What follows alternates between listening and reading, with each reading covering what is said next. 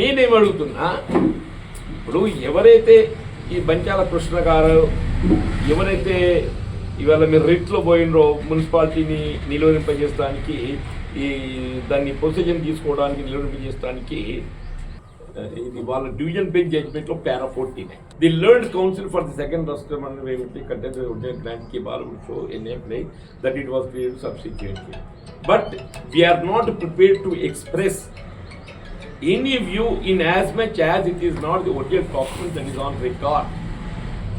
నేనేమడుగుతున్నా మిత్రులు మంచాల కృష్ణ గారు, మీరు ఒరిజినల్ కిబాలా రాష్ట్ర ఉన్నత న్యాయస్థానం హైకోర్టు కూడా మీరు దాఖలు చేయలేదు.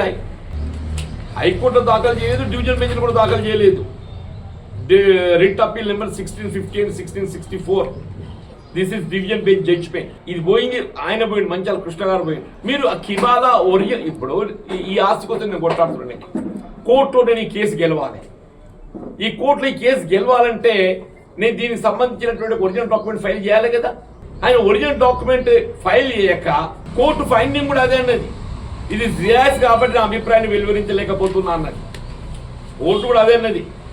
But we are not prepared to express any view in as much as it is not the original document that is on record. మరి డాక్యుమెంట్ నీకు అంత విశ్వసనీయత ఉన్నట్టయితే will submit the original document sir, let our title be decreed, let our title be declared అని చెప్పి అనొస్తుంది కదా. వాళ్ళు ఎంతవరకు పొసెషన్ మీద ఆధారపడ్డారు, వాళ్ళ పొసెషన్ డిస్టర్బ్ కావాలి. ఓనర్షిప్ మీద వాళ్ళ విశ్వసనీయత లేదు, ఓనర్షిప్ మీద వాళ్ళ విశ్వసనీయత లేదు.